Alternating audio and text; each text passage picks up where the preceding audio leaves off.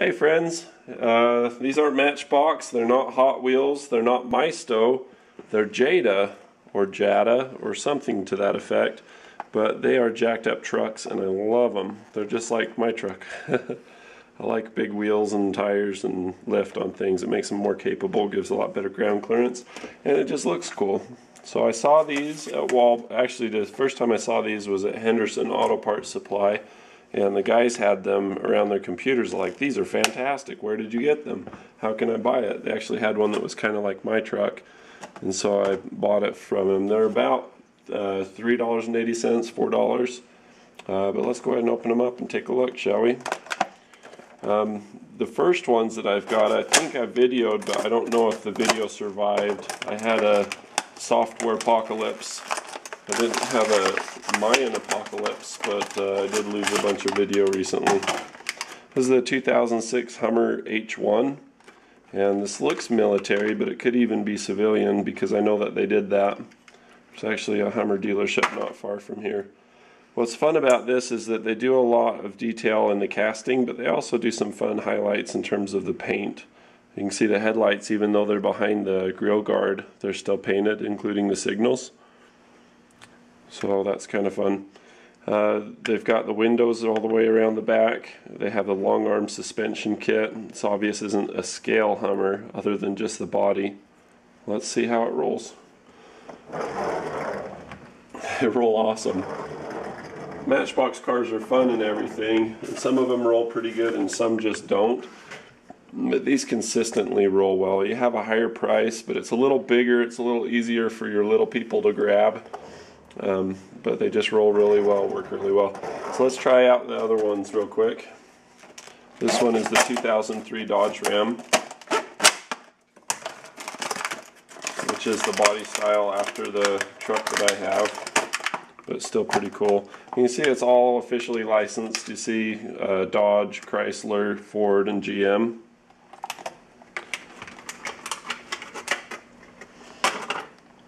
You should look at this one. One of the things that I don't like that they do is they don't have the truck bed. You'll see on the F-150 we're about to review, there's no truck bed on that either. It looks like it has a tonneau cover on it or something. So it's still a good looking vehicle. Overall not too bad. Kind of fun that they did the little orange there. Look how sloppy that looks when you roll it this way. But when you roll them on the whiteboard, they roll pretty straight. This one actually doesn't roll near as well as the Hummer does. This Hummer does a lot better. So good to know if you're picking between the two and rolling is important to you. That's why we're doing these.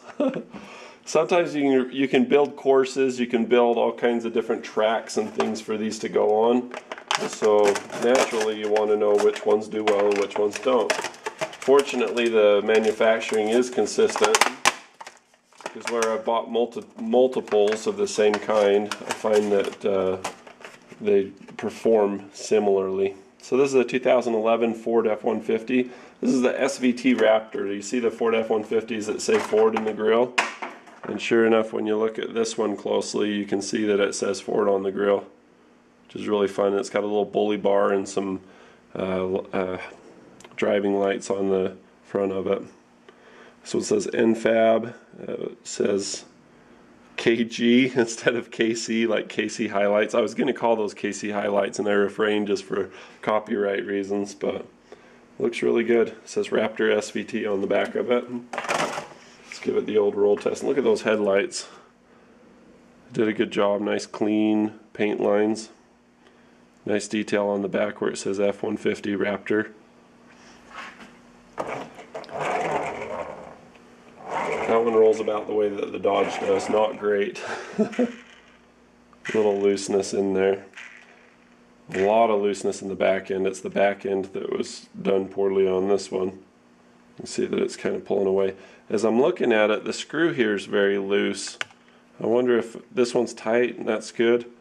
I wonder if we were to tighten that screw on the back, if that would improve at all. I'll try real quickly. I don't know if this is going to be the right size. Nope. Number 2 screwdriver is far too big. Alright, we'll put that in the lineup and we'll open this one. This is the 1973 Ford Bronco. I'd really love to see a comeback from Ford in terms of building this, kind of the way that Toyota has done a comeback with their Land Cruiser with the new FJ. It looks kind of reminiscent of this design era. So we'll pop this open and take a look at it. So this is number 30 in the lineup. I suppose I could have noticed that earlier. Look at the wheels on it. It's got the chrome rims that are reminiscent of the era. You can see a lot of detail on the interior. It even has a Colorado license plate, 973 BRN. So that's kind of fun. I believe it was a 1973 Bronco, so I'm sure that 973 has some relevance for that. I don't know if BRN is for brown or what. This one rolls horribly. When you watch the wheel as it goes away, you can see a lot of wobble, a lot of play. This one's a shelf sitter.